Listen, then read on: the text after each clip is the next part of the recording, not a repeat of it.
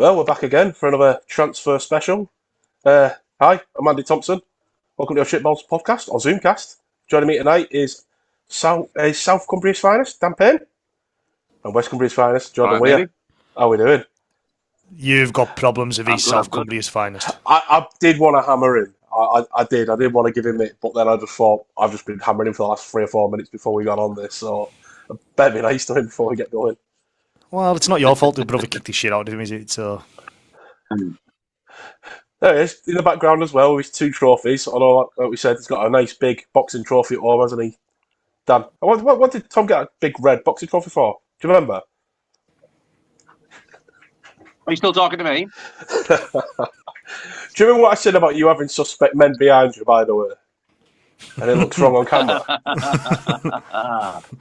He puts himself in compromising positions every week, does Daniel? I do. I'm so happy I waited till the video started before we did that. Because we'll put this video up on YouTube as well, so we can see our lovely pale faces. Yeah. Speak for yourself. Mate, you've been abroad, and honestly, I can't tell any difference. To be fair, mate, it rained 2 days, so... And I think if it wasn't for my beard and my eyes, I'd have probably merged him with my background. I think Payne is down to his makeup tutorial light that he's got on the go. Oh, his contour light. Beautiful light. Oh, he's beautiful. He's got one of these flashlight stands, hasn't he, with like a 12-year-old girl. So, you know, that's it. His TikTok will be next to how to put contour on and how to blend in and how to this and how to that. TikTok Oh, can't be any worse. Can't be any worse than your TikTok video. That you doing a makeup tutorial. You want me to do a makeup tutorial? Yeah, do it. Listen, go on. Look, purple eyeshadow for you. This needs no makeup. This is just natural beauty. All right. Should do makeup and bring back the blonde streak as well. That was a great streak. That was a great streak. I remember when I had to get rid of that streak, and I dyed it blue rather than blonde, so it didn't look as, well, whatever the word is. Yeah, inconspicuous. Suspect. Oh shit! It was shit. Yeah, That's why he went around with a big dinosaur head on all the time, just to cover it up. You're loving this mascot lark, aren't you? I want to find the photo. This is why, right? So flicking through your Facebook, thinking, oh, he must have the dinosaur photo on. And that's when all the blonde streak hair, like with your hair dyeing it, all came in. That's what I thought. I've got him in for that as well. Right. I think it's about the similar time as well. You were stalking my Facebook. Oh yeah. I was going to say nice? I was going to say something dirty there, but I'm not going to because it's on camera, isn't it? Never stopped you before. I've grown up now. I'm an adult. Suppose we better get into the science there. It's a transfer special. Let's get into it. So, Barrow finally signed an halfback. This is one, obviously, I was begging for. It was last season. We're going on about it in the group chats and everything like that long before we're doing this. And yeah, how we feel about this then? Alex Bishop coming in for Keithley, the former Haverman as well. Well, I know, obviously, Jordan will know more about Alex than we probably will, but from my perspective, I don't know if I'm going to name them, because I don't think that's fair, but they had a choice of 3 to choose from. And after a few conversations with former teammates, it came across that Bishop was the right choice because he offers something a little bit different. That was a line that Paul told me as well. And that's the sort of thing he was looking for, just something a little bit different to what everybody else had.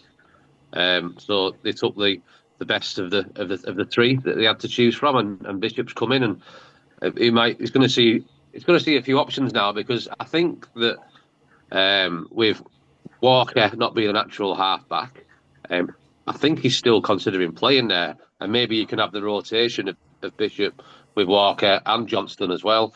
I imagine Kingy's, well, again, we'll come to Jordan for this, but is he a loose forward? Is he a second row? Is he an halfback? What does Kingy want to do? So I think the point is they've got good options, and Bishop just gives them another great option and offers something a little bit different. So I've said to you a few times, especially when we've been on the radio and that, I'd like to see Walker as a loose forward. Put Kingy in second row, and I've Walker loose forward as a third pivot really. And like, we've seen his kicking in, we've seen his ball handling. We know he can do it, and I reckon he'd be able to take the ball in as well if he had to, wouldn't he?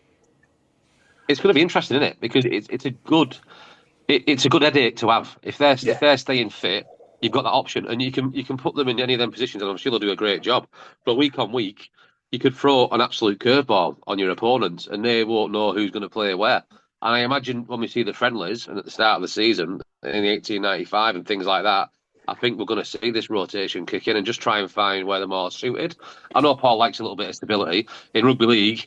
It's hard to find that because it's hard to get the same 13 or 17 fit the same week. But it will be an interesting pre-season for sure. For the first 3 months as we get through the start of this summer rugby on the muddy pitches, it'll be interesting to see how they get on. You're right there with Bish. Obviously, his time at Whitehaven, his 2 seasons at Whitehaven really impacted through injury, but he's come in that first season and probably struggled on them muddy pitches in the first opening weeks, but we're really starting to see the best of him probably at 9 until he smashed his kneecap in that last minute against St Helens in the Challenge Cup. And I think with Josh Wood and Adam Smith, you'd imagine he's been signed. Obviously, played 6. Obviously, not. I think Keighley probably used him in a bit of a utility role. I think he had a few injuries at Keighley last year as well. So I think that'd be the only problem with Bish is if you can keep him fit. But if you can keep him fit, injury-free, and get a full season out of him, get some consistency out of him, you've got a cracking halfback. You really have got a cracking halfback who can play 9 for you and will do a spell at 9 if needed. He's an experienced head. Obviously played at a decent level down under, and fetched that into his game into the UK. And if you can get into sort of a partnership with, you'd imagine it would be Ryan Johnson majority of the time. And then you've got Brad Walker at 13.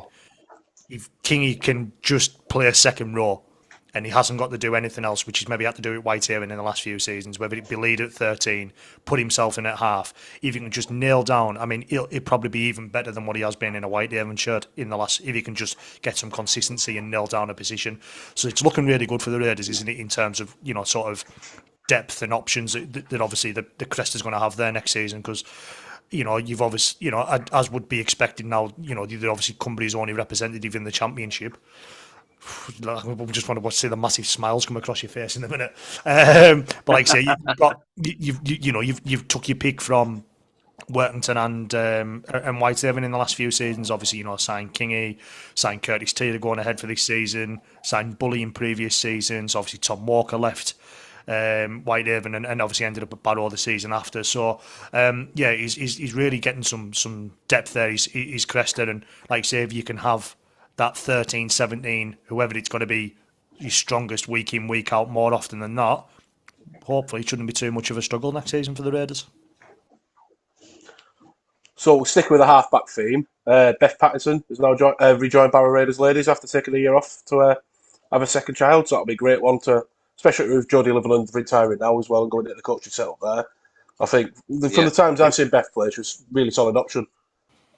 Yeah, I think that was always going to be the case. Jodie had to play through the pain barrier for a lot of, especially for last season as well. And I think she was just dragging out the impeding retirement, ready for somebody to come and fill them boots. And we knew that Beth was capable. I'm not putting him on the same level, as a player, but I mean she offers something a little bit different to what Liverland can. But in terms of that position, then yeah, she slots in great for that. So I'm sure that Amanda is glad that she decided to come back after having another child, and looking forward to watching her in the team again and watching to see how this Raiders team goes this year, especially because I think there's big expectations on them now this year. Hannah Sherlock moving on as well. She was somewhat of a fan favourite, but Amanda's took the big punt there with her and said that she's not ready to take the step up to where she wants to go. And then obviously we've seen Sam Norman and Hutchinson move on for a year, so they'll be back next year. But as for this year, then yeah, it's going to be a bit of an indifferent season, I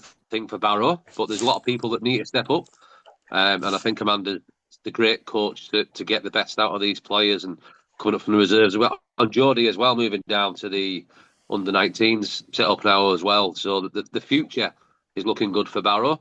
And it's going to be interesting to see how they go. So we'll move into West Cumbria now. Haven, side front row, Brad Brennan. Obviously, we've seen him a few times when he's back in his Barrow days. Obviously, it was very early in his career there. Who's Brad? I think, in his early days, obviously, I'm going back a long time here. I think he started off a bit cold, and he just got better and better than he as the season went on. And So he got to the point where he was one of them players who's quite sad to see leave the club, to be honest. Massive fan favourite, isn't he? Everywhere he goes, he comes across like that. He's just an absolute cannonball, wrecking ball, is Big Brad. And I can't believe when his age came up, I think it's he's 31. I feel like I've been watching him forever. I feel like I was a kid when I first seen Brad, when he came down to Barrow with his missus and that. But yeah, he's I think when he was at Barrow, we spoke to Paul about when he moved Brad on. He still stays in touch with Brad, and he loves seeing his development, but he never quite reached the levels of where Paul wanted him. But at the same time, he can give you a massive 10, 15-minute stint. You know what I mean? He makes a huge impact when he comes out of that field, and I think that's probably what stopped him move on in the higher levels. The fact that it is 10, 15 minutes, really high level, and rather than 30 or 40 minutes, or if need be, an 80-minute shift. I'm not saying he can't do that, but I'm saying the level that his impact that he has in them opening 10, 15 minutes, that's where he peaked really. But it's still very effective, and it's worked out for him, and he's going to be one to watch, I think, in League One with the working team this year.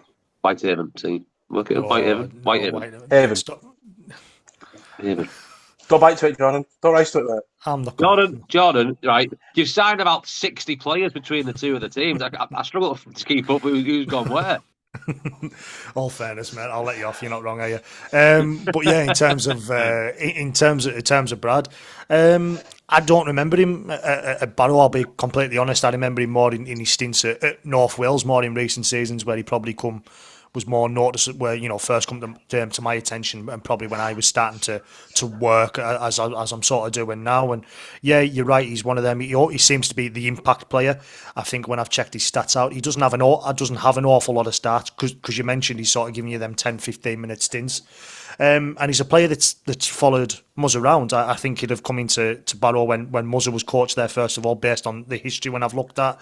He's been at North Wales with Muzz for quite a long time, and had a loan spell at Workington for a couple of games last season as well. So, yeah, he's one of them that obviously feels really comfortable with Anthony Murray at when he's come that, and obviously has made the choice to come to Whitehaven. And if he can have these impacts, 10-15 minute, these big spells, and help some of the younger members of the team along next season, I think he'll come in and do a great job if that's what he's going to do. Our next signing for you is Kieran Tyrer, utility back. Yeah, I think a name that was sort of floated about last year, I think, in terms of potentially coming to the club on loan. It never really materialised, and he ended up at going to Widnes, and I don't think he played a lot of games at Widnes. In fact, I don't think he did play at Widnes, but going into to go into that sort of environment with Alan Coleman at Widnes, who were playoff chasing, he'll have learnt stuff from that, and obviously he'll have learnt stuff from being under a very experienced, or being within the group at a very experienced Oldham side, and an Oldham side that obviously pretty much ran everyone out last season. And but I think still one of them is still looking to make his way into the game in terms of finding his sort of nailing down a position. It's a similar conversation to what I had with Rio Corkill a couple last Friday night, and I said he's probably one that he's probably found the transition to adult rugby tough. He didn't really nail down a place in that Raiders shirt after a promising start in them early games in sort of pre-season, was in and out of the team, and when he was in that team later on in the season, it was out of position for him. He was coming off the bench and sort of playing at prop, wasn't he, Rio? And nailed down a place in Jonty's side. Majority obviously Jonty's side at Whitehaven last season, but yet again, was playing with a broken hand in them latter weeks of the season. So he'll want an injury-free season, will Rio, and I felt like can try and nail down a place and nail down adult rugby. And I think Kieran's going to want to do the same wherever he's going to play. It seems like he's majority of halfback, and will have that. So I think it's going to be interesting in that halfback partnership for Anthony Murray in the sort of coming weeks and months, because I imagine it's going to be 3-4 going for only 2 positions to start. So yeah, it's going to be one of them that comes with a good raps, but still waiting to see what he can do at the semi-professional level. Another utility back following him in is Ben Fisher. Yeah, don't know an awful lot about Ben. I think he's been in the junior systems at St Jude's, Wigan St Jude's, come through there. Had some time at Wigan, had some time at Salford, but more recently he's been playing down under to try and gain more experience. Seems to be a goal kicker, which obviously there's not a lot of them around these days. It seems to be a sort of art that's dying out of the game. In terms of having goal kickers who will kick at 90+%. There's been a lot of talk about Harry Smith and what he brings to Wigan and obviously such things like that, but they struggled with his goal kicking previously. So anyone that can kick goals, you feel, will have a very good opportunity or very good, opportunity of coming into a starting lineup. But yeah, no, he's been down under, similar to what Rio from Millham has done. He's put himself in that sort of an environment where he's not going to know everyone, he's not with his mates, so hopefully that will have stand him good stead in coming into this semi-professional environment at Whitehaven, going into 2025. Another one through the door is hooker Luke Collins. Yeah, comes with good raps from Cornwall. He's one of the OGs at Cornwall, and haven't seen an awful lot about him, but from what I've been told and spoke about, and read about, that he looked, it was one of the stalwarts in the Cornwall side, led from the front. Another dual code player, got a bit of experience in rugby union in Holland, so he's got himself about. He was English born, but family moved to Sydney when he was young, so he's played in some good junior systems, North Sydney Bears, and I think the West Tigers as well. Sort of rings a bell, as Balmain Tigers as it would be in the junior setup. So yeah, he's been through some good systems in there in around Sydney, and obviously come across to Cornwall, and now is going to test himself at you'd hope a slightly higher level. No disrespect to Cornwall, but hopefully, obviously a slightly higher level with Whitehaven next season, and see how that goes, because it's a position Whitehaven sort of struggled in the last sort of few seasons through injuries. Obviously, James Newton had an horrific ACL injury, and then sort of he was coming back. Marcus O'Brien that was then went off with an ACL injury Good Friday against Barrow in sort of 2023. Hasn't played again since. I think he was close to coming back at the start of this season gone, 2024, and then had a setback and just didn't see him at all in 2024. So, and then obviously Callum Phillips has been out on and off majority of the last two seasons as well. So, and obviously then we're not going to see Newts, definitely in the opening few weeks of the season, opening few months of the season. I know we're going to touch on that in just a minute, but so it's a position Whitehaven struggled in the last few seasons. We mentioned Alex Bishop earlier. He was sort of looking well at 9 before then he smashed his kneecap in. So it's sort of been a cursed position for Whitehaven in the last few seasons. They've gone through a number of different loanees, or Jill Redge at 9, George Hill being one of them, has obviously then gone on to do really well at Castleford in the last sort of 12 months. So it's just hopefully he can come in and sort of nail a position down. That's what he'll be hoping to do. So another one through the door is experienced centre Chris Taylor. Yeah, great to have Chris back. I think he's a great lad. He's Chris. He's been he come through the junior system at Wigan, was the man of the match in the academy grand final at halfback. And played, and when he come to Whitehaven, he was signed as a halfback. He had 6 on his back, but he never really seemed to settle in the halfback role in the men's game. Obviously, everyone talks about what such a step up it is to men's adult rugby, but really found then his niche in its centre, and give a good 10 seasons at Whitehaven. Left at the end of 2014 initially and signed for Halifax, but only played for sort of 10, 11 games at Halifax, and before coming back initially on loan and then remaining from sort of 2016 until the end of 2023. And a lot of Whitehaven fans were disappointed that he left last season and was in at Workington. But when you've seen that the reaction that from now the Workington fans that he's left Workington and he's joined Whitehaven, they're just as disappointed. And I think going into a League One campaign, you really want some experienced heads in there, which they've now got with likes of Chris Taylor, Connor Holliday still remaining, Jordan Burns for Whitehaven, to bring this young inexperienced side on. So yeah, it's great to have Chris back, and like I say, hopefully be one of them experienced heads that will help Anthony Murray, like I say, bring this young side on in pre-season and in the opening weeks of the season. So it doesn't feel right not mentioning this after some of the news that came out. I think he's might have semi-teased it with a signing video as well during the week. James Newton is joining the coaching staff as an assistant coach as well, and obviously he's touched on that he is hoping to be back playing it sometime in the future as well, which is positive to hear. And all credit to you as well for keeping him on board, keeping him close to it, because a long term. I'm just going from a long term injury, never mind a serious one like that, but that can mess with your head. And if you're away from the lads and you're away from the crack, you can feel a bit left out. So the fact that he's been able to do that is probably a boost for yourselves, boost for the players, and it'll be a massive boost for him. Absolutely. That sort of tease in terms of the Chris Taylor announcement, I know what you mentioned, is that we sort of teased that because for the previous 5 or 6 signings, anyone that was teased, it looks like Chris Taylor, that. So we just wanted to put a different spin on it when actually announcing Chris. But yeah, obviously it's sort of it's touched on 2 birds with 1 stone, hasn't it? Because yeah, it's great to see James back. I believe he's this week as we speak. I think he's due to get his halo off, or he's going for the checkup. Where then it means it could come off, which will be great news. Obviously, it's still a long road to recovery for the potential of him getting back on the field. And I think what's probably, and I might be putting words in Newty's mouth here, but I think what may have helped him is probably the fact that it was the end of the season, so he hasn't sort of missed.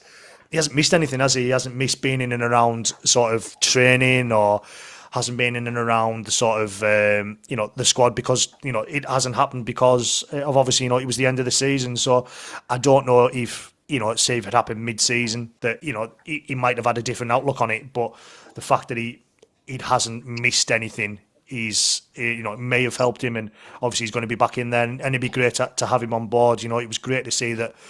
He said that this is the route he wants to go down anyways once he finishes playing, going to that coaching role and getting that experience now, even if it's just while that road to recovery continues, and he's going to be a part of Muzz's backroom staff, and if that road to recovery allows him back playing, then he's great, he's got that experience in his back pocket. But then if he can't play again, he's already then back working in a coaching role, so he's not out to say 8 to 12 months and then trying to come back in and say next season or even in the next couple of seasons. So yeah, no, it's great to have him back involved, and I'm sure there'll be just as much banter from Newt as it ever has been, even though he's meant to be in a slightly more serious role next season. So going away from one future rugby league Cumbrian legend to another, you're going to explain your background, Mr. Payne? Or the blurred background, is it now?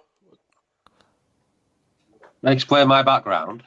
Well, the one you had before, but obviously you've done me dirty. You're like, you're going to mention it, and I mention it, and then you've taken it off.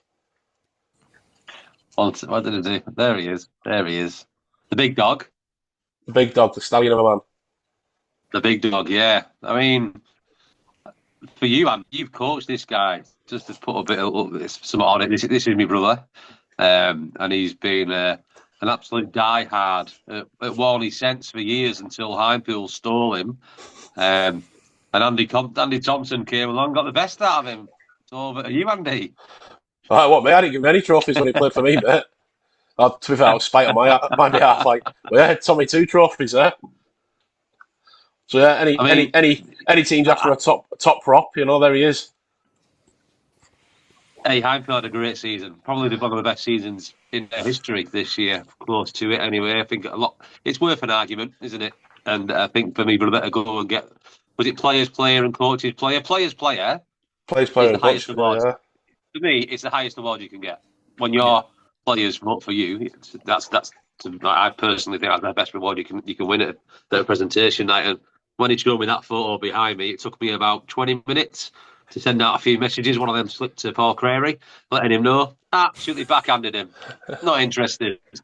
He was asking me to watch some film. I was like, yeah. But he did credit IMP on a good season and stuff. But yeah, he's happy with his middles. I think that's at the minute. That's all right. We said the latest episode of Corrie, mate. I'm kicking off. I don't do Corrie. I was doing an impression. We'll move on. Joke hasn't landed, mate. It hasn't. I know. And to be fair, it's not the first time a joke hasn't landed for me in the last couple of weeks, is it? So we'll move on. Move on swiftly. Move on. I'm on the naughty step again. Yeah. So we're moving to the other part of Cumbria. We've worked at town. So they've been a bit busy. You were there for their big reveal night, Jordan. Yeah, 21 players announced on the night. Obviously, some new signings, which I know we're going to run through in just a minute, but obviously some major re-signings there. as well. I've sort of touched on one already that I spoke to Rio Corkill, and when I spoke to Rio, I spoke to him for Radio Cumbria. He was very, very disappointed that it wasn't for Odd Shaped Balls because he really wanted to get a dig in at Dan. But yeah, he said, and I think we've mentioned previously, he said I don't know if he has still been listening, but he said when I spoke to him at Whitehaven's presentation night at the back in the last season, that he'd really enjoyed them and he enjoyed listening to them. He enjoyed the crack and the banter. So Rio, if you are listening, thank you very much. But yeah, no, it was great to crack with Rio. And I spoke to Rio because I know he speaks well. Obviously, I spoke to him quite a few times at Whitehaven last season. But also, I didn't. When Dan refused to travel to York for the summer bash a couple of years ago because he was too busy enjoying the bees in his broken fridge. I think that was the story, and that's the one you're still sticking to. I had Rio with me on commentary, so yeah, no, he's a great lad. He's Rio, and yes, I spoke to him. I spoke to Jonty Gawley, spoke to Graham Pearce. But like I say, yeah, the sort of a different way of doing it, isn't it? In terms of that, and it, some will look at it, it's great that Town would help to put a good event on, more than 250 people in their marquee, so definitely would have put a bit of money behind the bar, because I think it was a 3 event to get in, if I'm not wrong. But, definitely put a bit of money behind the bar. Other ways, in terms of social media engagement, was it the best? Maybe not, because, you're missing out on, in terms of, that sort of hit of announcing player by player, but...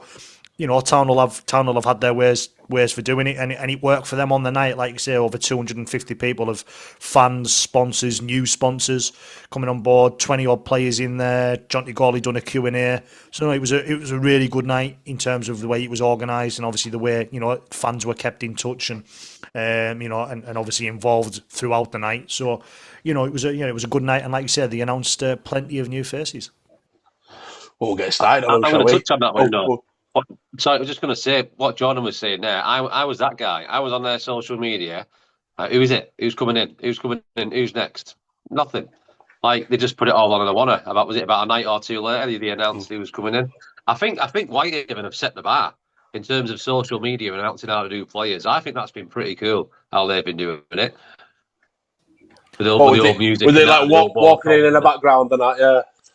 Yeah. The hoods up and that. Pretty smart. Totally down to Lee McCauley, that who obviously previously sponsored one of our episodes here on Odd Shaped Balls, and I've always give a big shout out to Lee that he's doing all that stuff volunteer as a lot of people do it, and obviously at this sort of Championship and League One level in terms of the social media, but has come up with some cracking ideas, still doing that. Obviously sort of changed it up. The first few lot, they were in the Kells End doing that walk up the Kells End steps and walking across the recreation ground, and then a few more it was taking them into the popular side and sort of being revealed in front of the grandstand, and then the last few has been in front of in the grandstand itself. So always just sort of changed it up, and even when he hasn't been able to have a couple of players, I know when he wasn't able to, for example, Chris Taylor hasn't come up to do such things like that, being able to put them sort of clips together, which I was able to lend my voice to a couple of highlights from the back end of 2023. So a big shout out to Lee for the work he's done, and like I say, it's massively helped across the socials, and obviously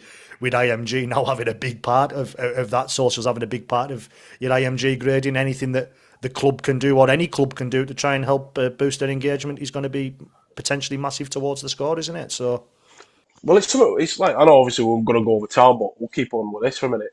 Like it's something we touched on during this week's episode with IMG, but yeah, just like quality little bits of work like that. It might sometimes go unnoticed, but you think it's just been quality, and then them little teasers as well. You're just seeing everyone guessing who it is, and all the comments and all the likes and whatnot. It's that's definitely driving your engagement up, and fair play for it. Yeah, and I think it's helped massively as well. Sorry, that was just the missus saying the dog wanted out, so I've had to let him out to go out the front door. So yeah, that was in terms of, especially I think it's helped with, it's been, like you say, there's been a rebuild at Whitehaven, hasn't there? The club's had to strip back after what has gone on, and I think it's been a help of the two, and obviously that the Lee's done some cracking work with that, but also that the lads they're signing is, it's their mates. They're the ones that are liking and sharing, and there's been a lot of excitement when season tickets are announced and sponsorships. We've had in previous seasons, player sponsorships have probably been available even to the opening couple of games of the season. But this year the club's obviously changed. They've gone with personal sponsors and sort of corporate business sponsors. Most of them's all gone because it's local businesses seeing potentially lads that are working for that business, or it's family who have local business that are willing to back their family or their friend or the work member, work colleague or whoever it may be. So it's great to see that, obviously, and I think that's obviously only going to help Whitehaven, hopefully. And that relegation, it sometimes can have a real negative feel, can't it, when you get relegated, and the sort of what you've got to try and do to get fans in. And in previous seasons, when you look at League One fixtures, it was West Wales, it was Hemel, it was we've been to some dark places going to League One, going down to leaving Whitehaven, going down to when there was South Wales Ironman, going to Merthyr Tydfil, and going to the likes of Hemel, and only and being probably more away fans, despite there's only maybe 10 or 12 years there, than before, then going to Hemel, potentially, and such things like that. But I think this season, the way Whitehaven's gone about it, it's really going to help them. And obviously Workington's gone a similar way in the last few seasons of trying to build that community sort of players and such things like that. So hopefully that it can be a kickstart for Whitehaven, and Town will be hoping the way they're going this season, it can be a kickstart for them. So we'll go into it then. Kiwi Levi Atiga has joined from Western Clydesdales. Yet again, it's a player I don't know an awful lot about, but they showed some. He wasn't there on the night. They showed some footage. Centre winger seemed to be. He flicked between the two during the clips. But he seems a strong runner. I think he's only a young lad. I think Johnny Gawley wasn't on squad numbers to be released, but I think whoever done the slides at Town weren't sort of having that, and he was on the slide. So sorry to Johnny, but it seems like he's got the number 2 shirt. So you imagine, looks like he's going to be doing some wing player there. But yeah, he seems to be a young lad who seems to be excited and wanting to take an opportunity of coming over to the UK. Another one through the door is odd-shaped balls supervan, and completing his Cumbrian hat-trick, Rio Corkill. Yeah, we've just spoke about Rio, haven't we, in terms of obviously what he's going to bring. Spoke to him for the radio, and I said it's probably been a difficult transition for him to adult rugby, and making that step up. Obviously, Dan called him a failure. I think that's a bit harsh. But I'm just getting Rio. He's still there. I'm just making sure. Hiding his face in shame, though, isn't he? I'm just letting dog out. But I think it's just and I mentioned, I think Rio sort of agreed. I think he knew where I was coming from. That, like I say, he didn't nail down that position in a Raiders team. He was sort of in and out of it. And obviously, what went on at Whitehaven last season, it would have been difficult. But I think he played. He said he was aiming for 20 games last year, and he ended up playing 27. And obviously, played through the pain barrier in the last few weeks at Whitehaven with a broken hand, helping Whitehaven fulfil them fixtures at the back end of last year. Nice of you to rejoin us, Dan. But yeah, it's so you don't need to hear me putting your dog out. I do apologise. But yeah, no, I think he'll be looking to nail down a starting berth week in, week out in that team next season, and try and, like you say, he's now completing the Cumbrian hat-trick. In terms of, it's getting more and more common these days. I think it wasn't all that common, but I think it's becoming, especially in the last decade or so, they're sort of all just flipping between the two, aren't they? But yeah, no, it's going to be great to see what Rio can do, and like I say, he'll be hoping to nail down a place next season. The other one joining, continuing with the wife swap sort of theme, centre Will Evans is going in as well after having a bit of a good off season with, especially with Wales as well. Yeah, one of them players that I'm disappointed to see go. I don't think everyone who's maybe connected with the club will be disappointed, but on a personal level, I always had really good conversations with Will. Quiet sort of lad, not your typical brash Aussie as you seem to get. You know what I mean? He's one of them that he's quite. He keeps himself to himself, but when you do have a conversation with him, he's a really good bloke. And I think as a player, yet again, he stepped up. I think in his first spell, obviously, we've seen him score that try at the Summer Bash against Workington, where he showed some good skill to put the ball down into the corner. Didn't work for him at Widnes. Had some issues. It was International Men's Day yesterday, so I don't think it'll too shame to say he had some issues with his head and decided to go home. Great that he realised that and recognised that, and he was able to take some time for himself. And he played some park rugby back home. He didn't think he was gonna continue playing professional rugby, but took some time out for himself. Come back to Whitehaven this season, and it probably hasn't worked the way he was wanting. We've yet again, we're not going to go on it too much, but obviously it probably didn't work the way he wanted. And but he's had an opportunity there to stay into Cumbria, and really good off season with Wales, if you mentioned, Andy. So yeah, he'll be one that yet again that, especially in League One, he should be one that should be probably a top player in Jonty's team next season. And the Cumbrian Amateur Player Factory's firing out another one with Don Weir from Kells joining them. Yeah, seen Dom a lot of years at Kells. No relation, surname spelled differently, but Who spells it the right way? Well, whatever. I'm not having an argument with you over surnames. To be fair, his is more Dom Ware. Yeah, whatever you want. Yeah, but it's West Cumbrian, so it's Don Weir. But yeah, no, I think he picked up a few awards at Kells' presentation night. He was a busy lad on Friday because he was at Town's Reveal and it was also Kells' presentation night. So he done what he had to do at Town, stay for around about 20-30 minutes, and was like, right, I'm off. I'm going to go to Kells' presentation night. So he made sure he could join the night. Like I say, picked up a few awards. And one of them that has probably felt he can do everything he can do now at NCL level. And I think with Kells being relegated into Division 1, that he felt now the time was right to make that step up to professional rugby. And like you say, another one being churned out from the community clubs, the NCL clubs. Prop Ross Ainley, another one who's joined from yourselves.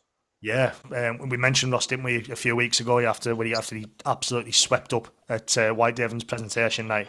Now, I knew then that Ross wasn't staying at Whitehaven, and there was a pretty good chance that he was going to end up at Workington. And I said it was the curse, wasn't it, that, Tom Wilkinson picked up all them awards and then, sort of left and is now at Barrow. Josh Rourke picked up all the awards a couple of seasons ago and then left to initially to join Batley. Never played a game at Batley, ended up at London and has done really, really well and is going to be at Wakefield next season. So I expect Ross to be in a St. Helens shirt in a couple of years' time, if that's anything to go by. Sort of that's with that. But, Ross has really took the transition to professional rugby really, really well. Probably took a little bit of time to find his feet. I think prop's probably the hardest position, I think, to step up. Maybe halfback, I think, because it can be a different game. But prop, when you're going up against these former Super League stars, and if you've been playing community rugby, but in the last 10, 12, 14 weeks of the season, Ross Ainley was Whitehaven's best player. Week in, week out, Mr. Consistent, and was able to do that. And he'll be a real big miss at Whitehaven next season. And obviously, he'll be one of them yet again that's looking to nail down, I imagine, a starting spot as he did with Jonty, as he did at Whitehaven. So our next one, Dan gave a little teaser to it a couple of weeks ago on our last transfer special. We've closed the door, Ran. Close the door, Ran. Jamie Duran returns from after a season with yourselves. Jamie Doran. Not Duran. Doran. No, it's Doran. Is this you pronouncing it wrong again? No, this is us pronouncing it right. He's West Cumbrian, therefore it's Doran. But yeah. Right, so there's a band. No, I'm not having this. So you got the band Duran. I spelled it with you, though, isn't it? Duran, yes. So your point is mute. Well, to be fair, how's it spelled? Not Duran, the surname. Doran. And how are you pronouncing it? Doran. Doran. With two O's. Doron. To be fair, I'm going. You've got your own alphabet, mate. To be fair, I'm going against my own argument here because we previously had Lee Duran, which former Widnes, which was also spelt the same way. So whichever way you look at it, I think it's from where you're from in the country, but it's Doran. So, yeah, we'll agree you're wrong then. So yeah, class half-back. I think obviously you touched on last season, he had a bit of an injury fuse. We've spoken in the past, I'm a big fan of his. And I was hoping maybe we might have seen him in a Barrow shirt one day, but it's looking less likely now, isn't it? So, yeah. Yeah, I mean, I grew up playing football with Jamie, so I've known him since I was probably 6 or 7 years old. And then to see him, as I did, a Whitehaven lad who made his debut for Wigan in the Saints Wigan derby.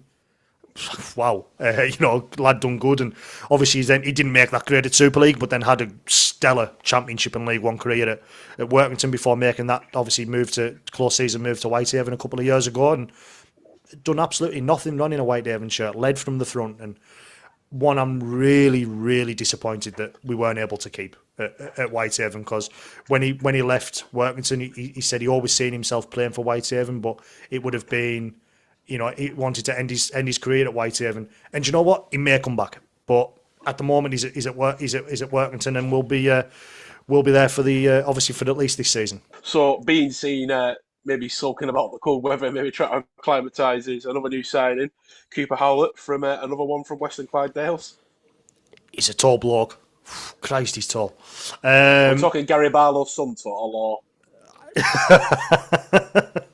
you might have to give some context to that. In fact, no, people can find it. We'll leave it at that. No, he's a tall bloke. Done nothing but complain he was cold. And it hadn't been that cold at this point. I bet he's been cold the last few days. Jesus Christ, it's been cold. But yeah, no, yet again, they showed a bit of a video, but obviously he was there in the room on the night. Forward, yet again, looking to try and, cement a place coming over to the UK game.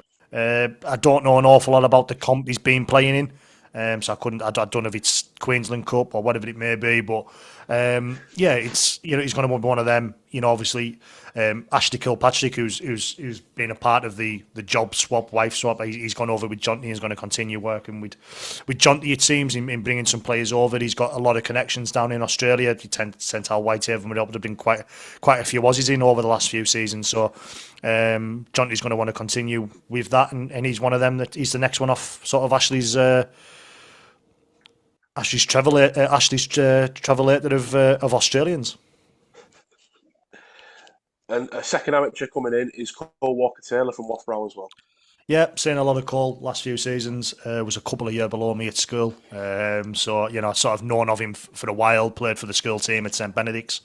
But then, been at Loughborough for a lot of years. I think he's played community lines as well, continuing the tradition of what Whitehaven started obviously earlier this season in terms of bringing a lot of community lions up, and Workington's now continuing that. But he's one of them that he's quite a solid fullback. Whether he's going to play there for Town, I'm not quite sure, but there's a couple of options there for Workington in that fullback. But he'll be wanting to make that fullback berth his own.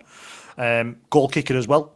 So again, we mentioned goal kickers earlier on, so that might go in his favour.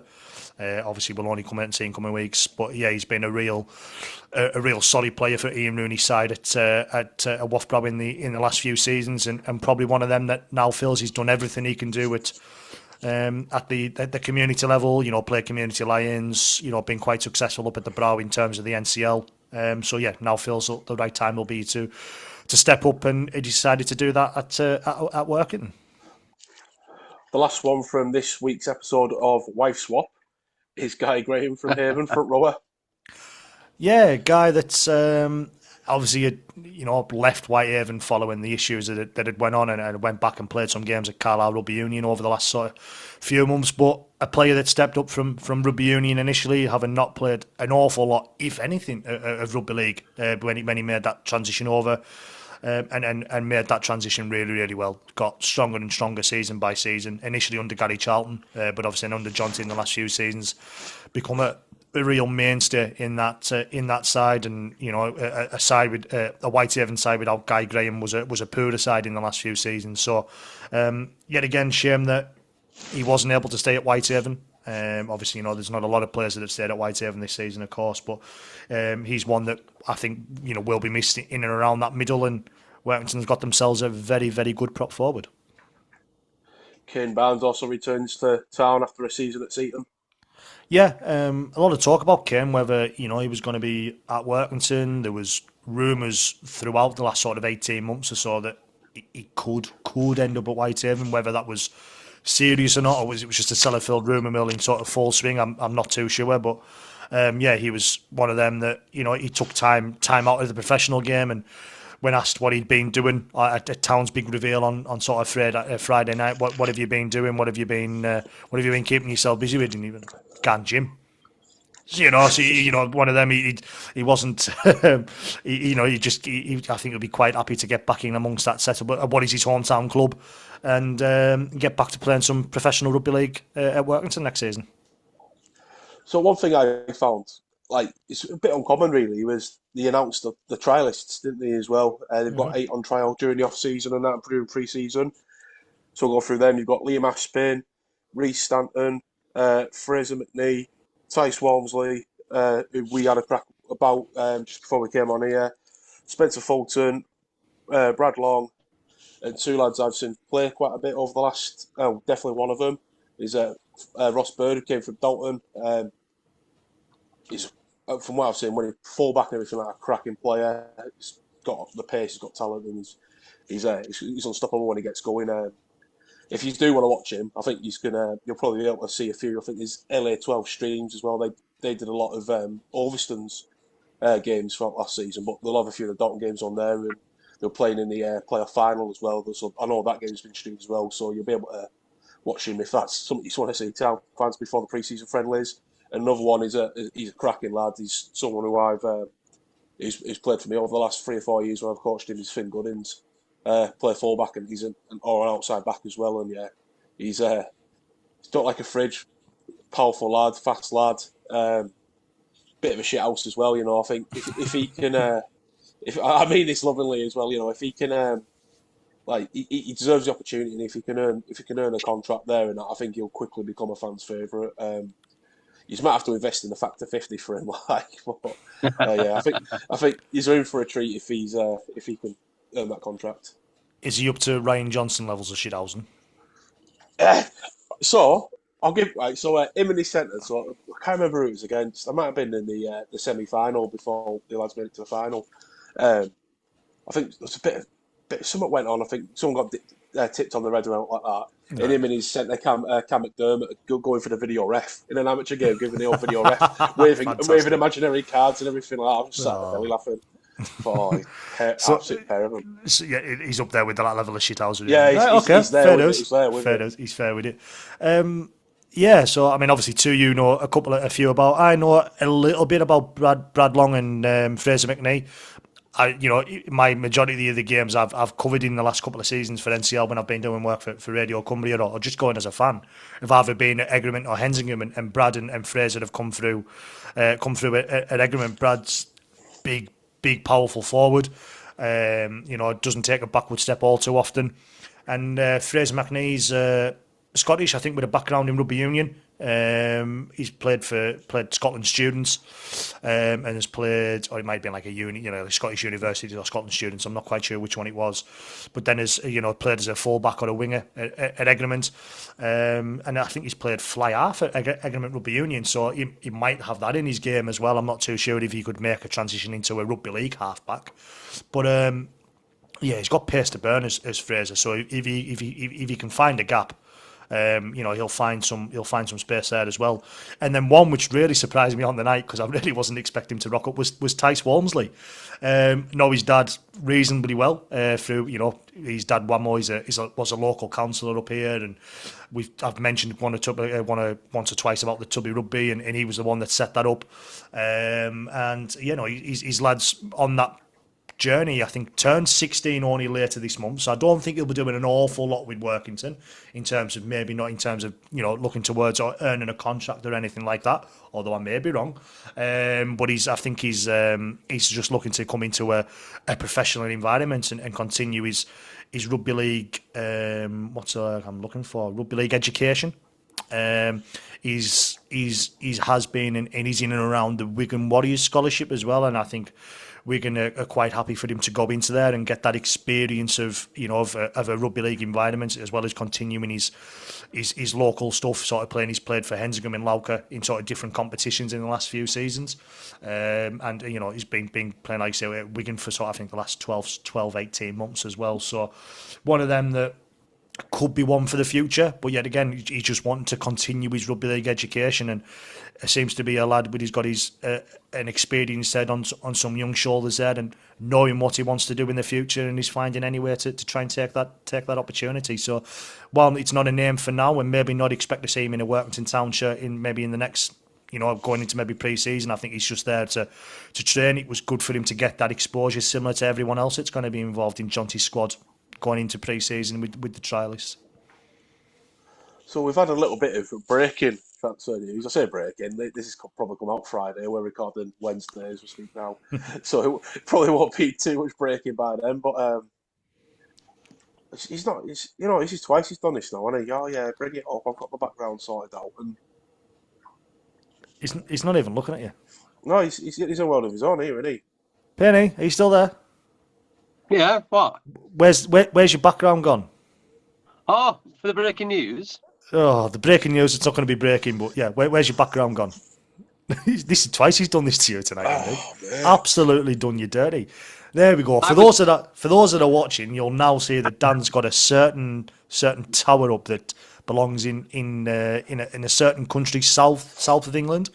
This is news that's been sort of teased for the last few weeks, gents, hasn't it?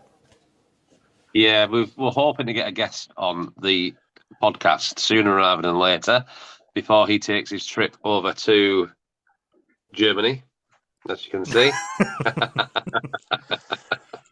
Obviously, that's the Eiffel Tower. He's not going to Paris. It's been announced now that Ellis has officially signed for Toulouse on a 2-month trial basis. So he's taken a punt on himself in the full-time game. I'm not. It's not even really a secret, is it? I think we were just trying to play it right and wait for the official announcement to come. But it seemed like every man and his dog knew that he was signing for Toulouse. And that's the path that he's now taken. And we do hope it works out for him. And we will get his say on it. We hope. We know, as far as we believe, he goes out at the start of December. So we're hoping to catch him before he travels over to Toulouse to start his next journey. And looking forward to speaking to the main man himself. Yeah, it's a well-deserved move for him. He's had a cracking season for us. Well, cracking couple of years for us, to be honest with you. It's sad to see him go, but you want to see it work out for him as well. Fair play for him taking a punt on himself. Absolutely. Obviously we had him at Whitehaven. Left initially, joined Rochdale. Decided he didn't really like it at Rochdale.